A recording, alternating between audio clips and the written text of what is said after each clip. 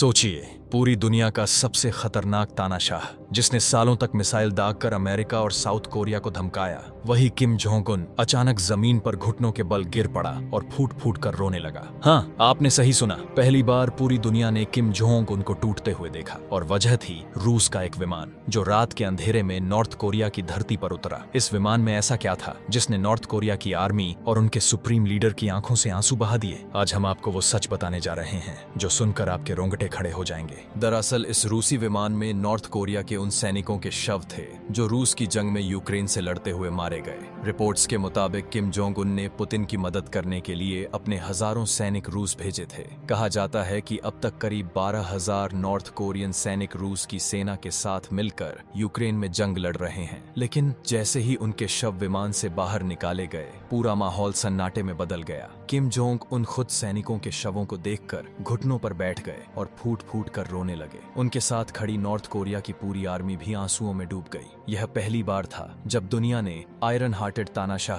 Kim Jong उनको इस तरह टूटते देखा। लेकिन कहानी यहीं खत्म नहीं होती। इसी दौरान भारत से जुड़ी एक बड़ी खबर सामने आई। आपको जानकर हैरानी होगी कि रूस और यूक्रेन की इस जंग में भारतीय भी शामिल पाए गए। भारत के कर्नाटक, महाराष्ट्र और जम्मू कश्मीर से कई युवाओं को एजेंट्स ने धोखे से रूस पहुंचा दिया। उन्हें कहा गया था कि वहां लाखों की सैलरी वाली नौकरी मिलेगी, लेकिन वहां पहुंचते ही इन युवाओं को सीधे रूसी सेना में भर्ती करवा दिया गया। उनके हाथों में बंदूक थमा दी गई और मैदान ए जंग में उतार दिया गया। भारतीय विदेश मंत्रालय के मुताबिक अब तक ऐसे 136 मामले सामने आ चुके हैं। इनमें से 96 लोग तो वापस लौट चुके हैं, लेकिन लगभग 18 भारतीय अब भी रूस की सेना की तरफ से यूक्रेन में लड़ रहे हैं। और सबसे दुखद बात यह है कि अब तक 12 भारतीय इस जंग में अपनी जान गंवा चुके हैं। यही वजह है कि विदेश मंत्री एस जयशंकर ने रूस से साफ शब्दों में कहा है, भारतीय नागरिकों की सुरक्षा हमारी प्राथमिकता है। तुरंत जानकारी दी जाए कि कितने भारतीय इस वक्त जंग में हैं और जो लोग अब भी रूस की सेना के लिए लड़ रहे हैं उन्हें सुरक्षित भारत भेजा जाए। भारत सरकार ने इस पूरे मामले पर कड़ा कदम उठाते हुए सीबीआई से जांच करवाई है। अब तक 19 एजेंसियों पर केस दर्ज हो चुका है जिन्होंने युवाओं को नौकरी का झांसा देकर रूस भेजा। कई एजेंट्स को गिरफ्तार भी कर लिया गया है। आपको बता दें, सिर्फ भारत ही नहीं बल्कि श्रीलंका, पाकिस्तान, बांग्लादेश और नेपाल के लोग भी रूस की सेना में भर्ती किए गए हैं। कई देशों के नागरिकों को सीधा जंग के मैदान में या है। अब बड़ा सवाल ये है कि आखिर कब तक मासूम सैनिक इस तरह बलि चढ़ते रहेंगे? कब तक किम जोंग उन जैसे लीडर अपने सैनिकों को दूसरे देश की जंग में झोंकते रहेंगे? रूस और यूक्रेन की इस लड़ाई में